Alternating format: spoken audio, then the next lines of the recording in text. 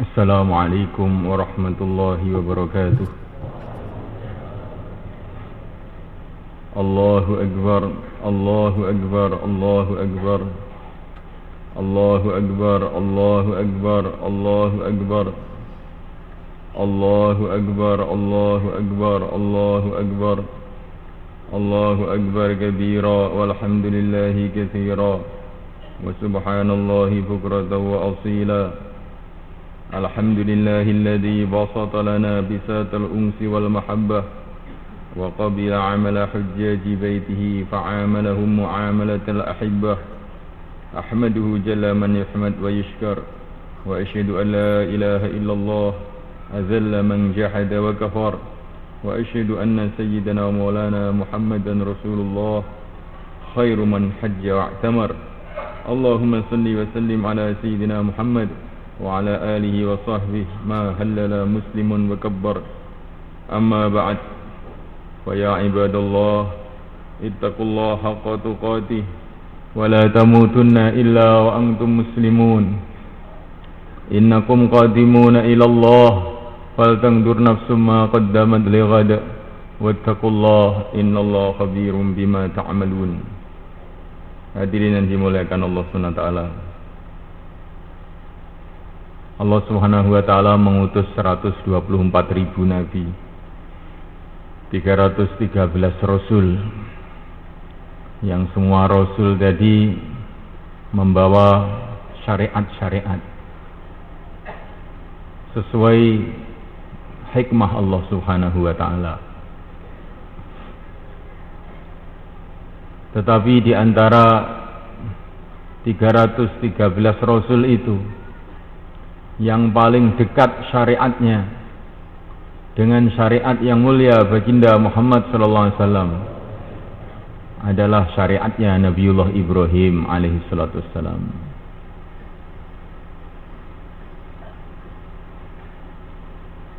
Maka Allah Subhanahu wa taala telah memerintahkan kita untuk mengikuti jejak kehidupan Nabiullah Ibrahim alaihi salatu wassalam. Anittabi' millata Ibrahim hanifa. Dan di antara seluruh para nabi, para rasul ini, yang paling dekat nasabnya dengan yang mulia baginda Muhammad alaihi salatu wassalam adalah juga Nabiullah Ibrahim alaihi salatu wassalam. Maka Nabi Ibrahim alaihi salatu wassalam itu disebutkan di dalam Al-Quran sebagai ayah bagi umat ini. Wajahidu fillahi haqqa jihadih wajtabakum wama ja'ala alaikum fid dini min haraj millata abikum Ibrahim. Nabi Ibrahim adalah ayah bagi umat ini.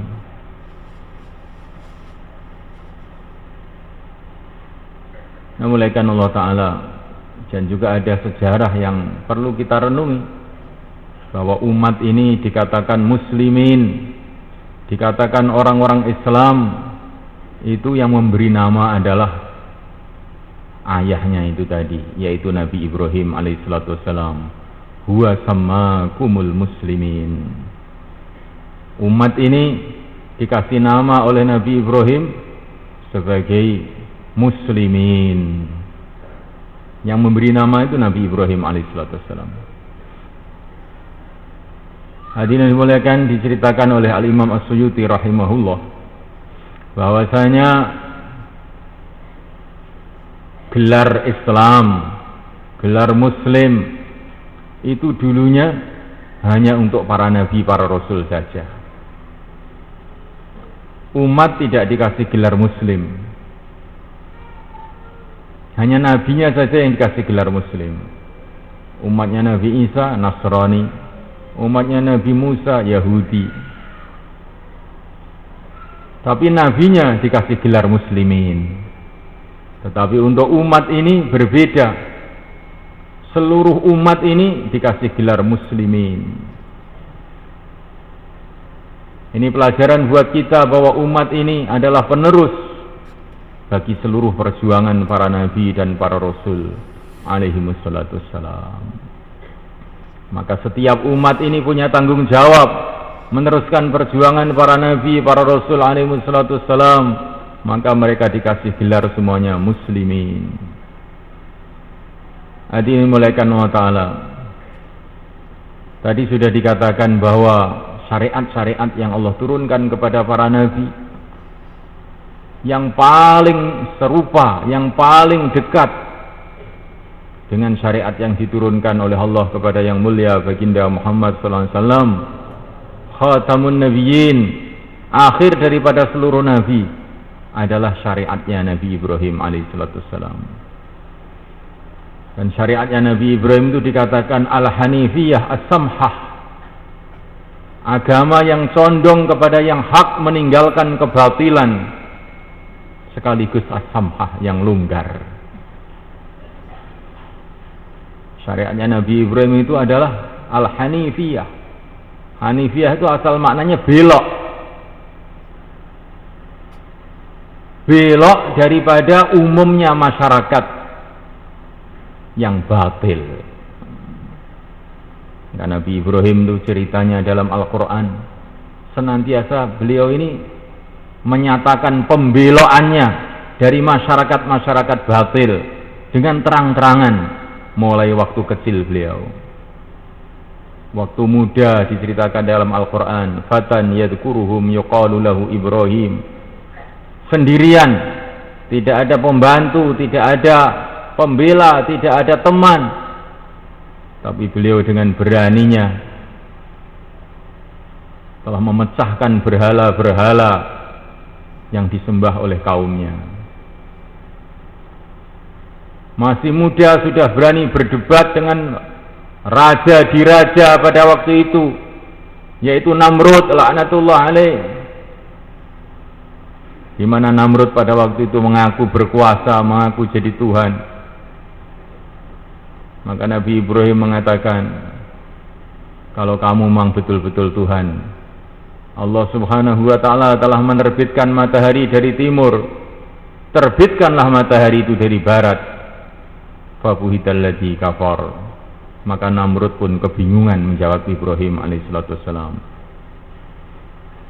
Nah, mulai Allah Ta'ala ketika beliau mulai berdakwah, seluruh dunia menentang beliau, ayahnya, keluarganya, kerajaannya, masyarakatnya, semuanya. Tapi beliau tidak peduli dengan semua halangan-halangan ini. Inni dhahibun ila rabbi sayahdin. Beliau pergi hijrah ke Syam, ke negeri Syam. Di sanalah beliau membuat markas agama di sana, yang akhirnya diteruskan oleh anak cucunya, yaitu di Masjidil Aqsa. Hadirin dimuliakan Allah Subhanahu wa taala. Nabi Ibrahim alaihissalatu wassalam adalah contoh orang yang tidak peduli dengan apa saja, asalkan taat kepada Allah Subhanahu wa taala.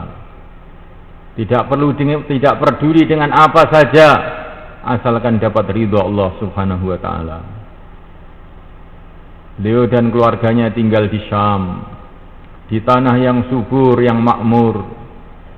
Tetapi semulaikan Allah Ta'ala, beliau hijrah ke Mekah Al-Mukarramah yang kering kerontang, hanya semata-mata karena mencari ridho Allah Subhanahu wa taala. Ketika beliau sudah tua, tidak punya anak, akhirnya beliau berdoa kepada Allah, Rabbi habli minas salihin. Dikasihlah anak, yaitu Ismail alaihissalatu wassalam, satu-satunya anak. Nah, mulaikan Allah Subhanahu wa taala. Tapi ketika datang perintah Allah supaya anak ini disembelih, maka Nabi Ibrahim juga tidak peduli. Anak pun disembelih. Tetapi semulaikan Allah Ta'ala, Allah telah membuktikan kepada Nabi Ibrahim, dan sebagai contoh untuk kita semuanya, orang yang berani mengorbankan apa yang dia cintai karena Allah SWT, akhirnya Allah memberkati kehidupannya. Man taraka syai'an lillah awadahu khairan minhu. Barang siapa meninggalkan sesuatu karena Allah, Allah akan ganti yang lebih baik. Nabi Ibrahim meninggalkan Irak, negeri kelahirannya. Karena Allah dia pindah ke Syam, maka Allah berikan tempat yang lebih baik. Di sana akhirnya jadi markasnya para nabi, para rasul alaihi salatu wassalam. Di Syam yang lebih baik, hanya karena Allah juga beliau pindah ke Mekah, maka Mekah jadi lebih baik lagi dari Syam, di mana di sanalah tempat diutusnya Sayyidul Anbiya, baginda Muhammad alaihi salatu wassalam. Pengorbanan dan pengorbanan telah dibuat oleh Nabi Ibrahim, yang akhirnya pengorbanan tadi akhirnya barokah datang kepada Ibrahim alaihi salatu wassalam. Yang kurban bukan beliau saja, tapi yang kurban juga keluarga beliau. Maka akhirnya tidak ada keluarga yang lebih barokah melebihi keluarga Ibrahim alaihissalatu wassalam. Dari keluarga inilah Allah memilih nabi-nabi, rasul-rasul.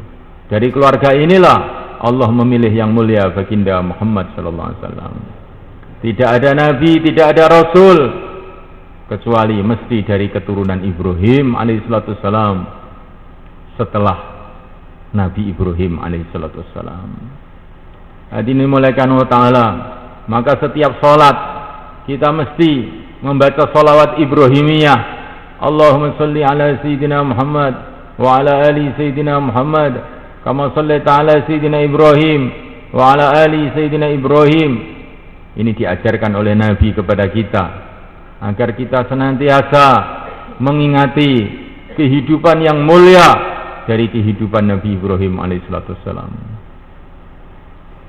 Dirinya dikorbankan sampai dibakar karena agama, maka akhirnya beliau menjadi Khalilullah, kekasih Allah. Anaknya dikorbankan karena kecintaannya kepada Allah, akhirnya anak-anaknya jadi nabi-nabi dan rasul-rasul. Tanahnya dikorbankan karena Allah, itu Makkah Al-Mukarramah, Mina dan sekitarnya semua yang sekarang jadi tempatnya jamaah-jamaah haji, tempatnya orang-orang beribadah seluruh dunia. Itu semua adalah wakafnya Nabi Ibrahim alaihissalatu wassalam. Setiap ada orang haji, setiap ada orang sholat, maka Nabi Ibrahim dapat pahalanya juga. Masya Allah, alangkah beruntungnya Nabi Ibrahim alaihissalatu wassalam, dan beruntungnya orang-orang yang mengikuti jejak beliau yang mulia ini. Hadirin dimuliakan Allah Subhanahu wa taala.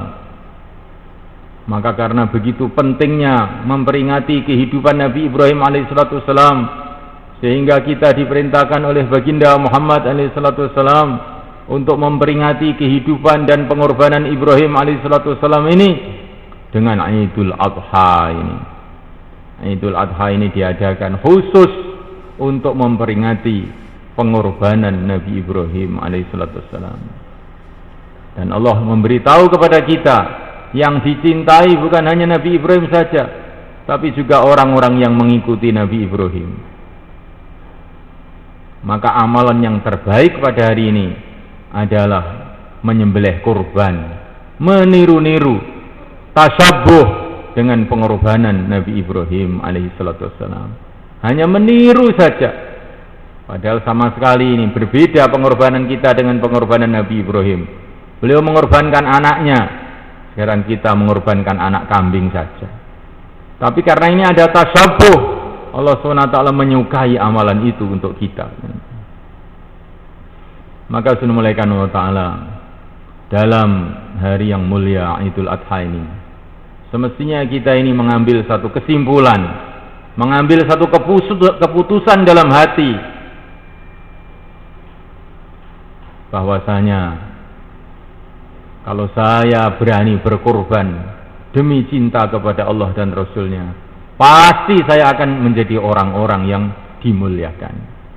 Tetapi kalau saya tidak berani berkorban untuk agama, untuk Allah dan Rasulnya, justru kehidupan saya ini akan menjadi sia-sia.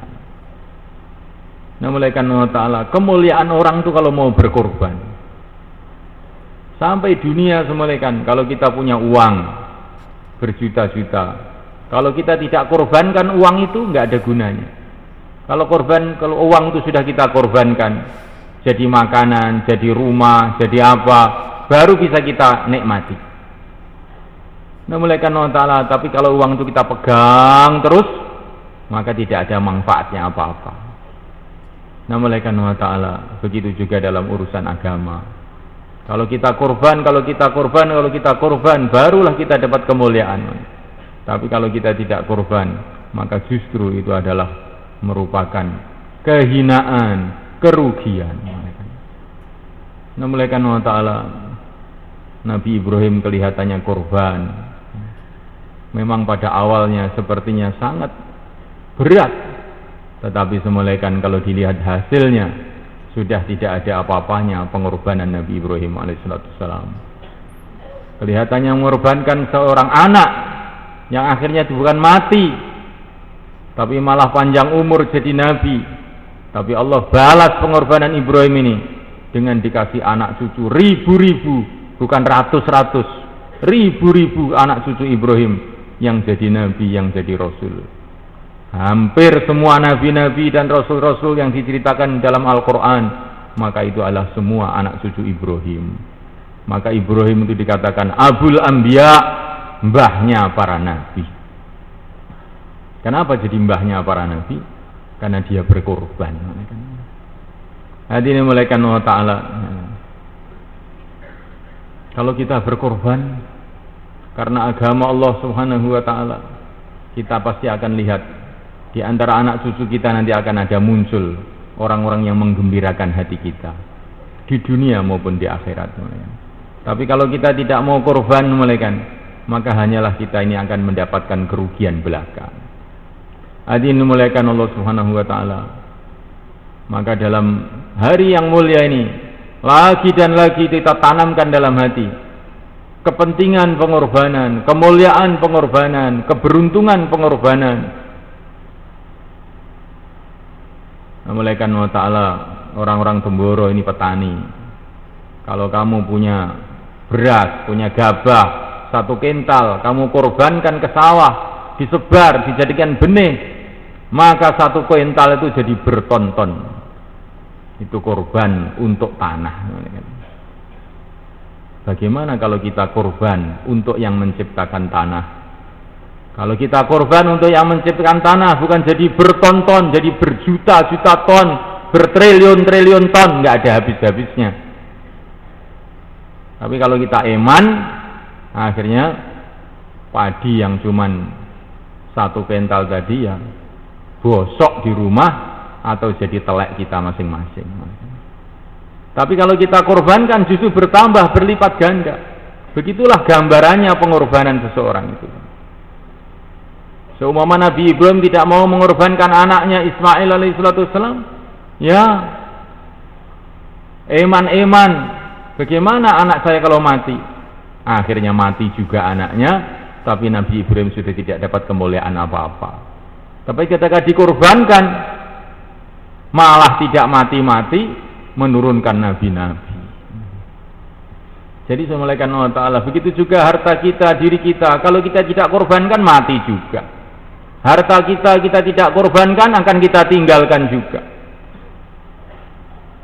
Maka seorang ulama mengatakan, korbanlah kamu untuk agama, kalau tidak, maka kamu akan korban juga, tapi bukan untuk agama, yang akhirnya sia-sia.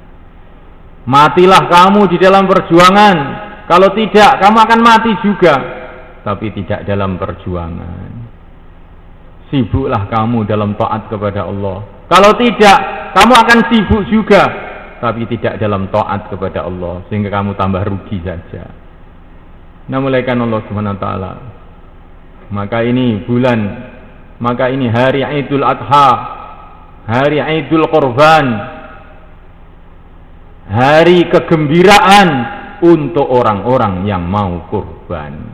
Ja'alanallahu wa iyyakum minal faizin al-aminin, wa adkhalana wa iyyakum fi zumratil muttaqin al-mu'minin al-mukhlisin al-muqinin. A'udzu billahi minasy syaithanir rajim. Bismillahirrahmanirrahim. Inna a'tainakal kautsar fashalli li rabbika wanhar. Inna syani'aka huwal abtar.